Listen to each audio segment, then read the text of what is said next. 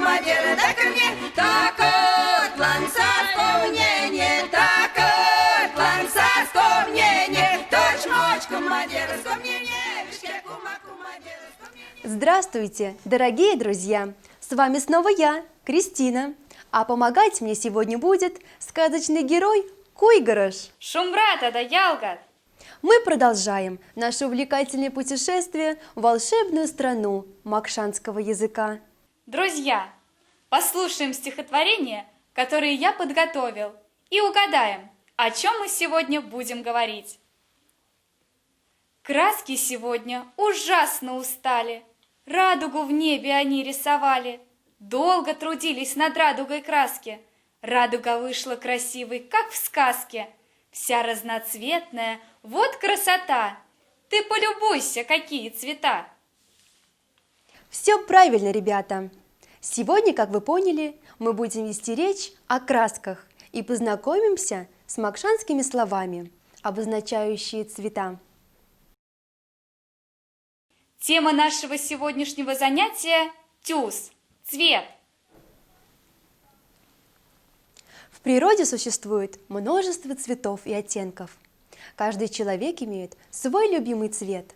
У кого-то он красный, у кого-то синий. Ребята, как будет звучать по-макшански слово «цвет»? Тюз. Молодцы!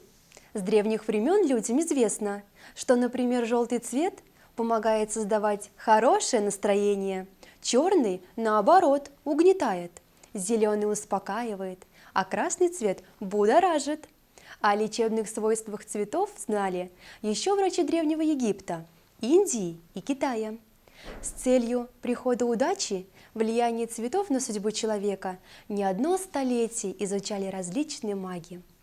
Друзья, а теперь давайте назовем цвета на макшанском языке. Акша – белый, ули – серый, равжа – черный, якстель – красный, тюжа – желтый, сенем – синий, сянгеря – зеленый. Все верно, молодцы! Ребята, сегодня власть цвета известна каждому человеку, и эти знания используются в самых разнообразных сферах нашей жизни. Это и дизайн интерьера, и использование красок различного цвета при изготовлении промышленной продукции, и всем известная цветотерапия. А как же по-макшански будет звучать слово «красивые»? Мазы. Хорошо, ребята! Однако не меньшую важность цвета имеют и для животных.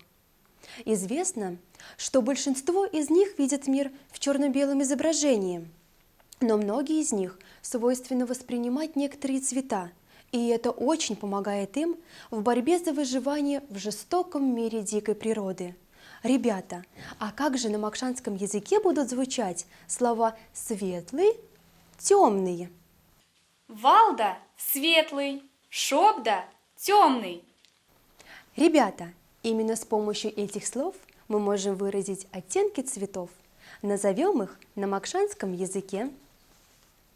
Валда сянгеря – светло-зеленый, шобда сянгеря – темно-зеленый, шобда тюжа – темно-желтый, валда тюжа – светло-желтый, шобда сенем – темно-синий, валда сенем – светло-синий, голубой. Верно, ребята, цвет играет неоценимую роль в нашей жизни. Мы должны ценить этот великий дар – видеть мир в цветах. Ведь было бы очень грустно, если бы все окружающее мы видели в черных-белых красках. Ребята, давайте скажем слова бесцветный, одноцветный и многоцветный по-макшански. Тюзфтама – бесцветный, вкя тюзца – одноцветный, лама тюзца – многоцветный. Запомнили? Молодцы! Ребята, а теперь закрепим изученный материал и попробуем с вами вместе называть цвета на макшанском языке. Обратите внимание на слайд. Посмотрите, что на нем нарисовано. Вам нужно вместо точек подставить слово, обозначающее цвет данного овоща, фрукта или животного. Куйгарыш, поможешь ребятам? Конечно, Кристина. Ребята, сначала назовем цвет предмета на русском языке, а затем на макшанском. Итак, огурец какой? Зеленый, сяньгеря куяр. Яблоко какое? Красное, як-стельмарь. Собака какая? Желтая, тюжак пиня. Кошка какая? Белая, акшаката. Молодцы, ребята! Итак, друзья, наш урок на этом завершен. Как много мы сегодня узнали интересного. Нам с вами было хорошо. Надеюсь, и вам с нами было не скучно. Вася Демазанг, Кельгама Ялгат. До встречи, дорогие друзья! Няемазан Кельгама Ялгат. До встречи, дорогие друзья! Kuma dere bilsenza, toç moç kuma dere bilsenza, bişke kuma dere bilsenza.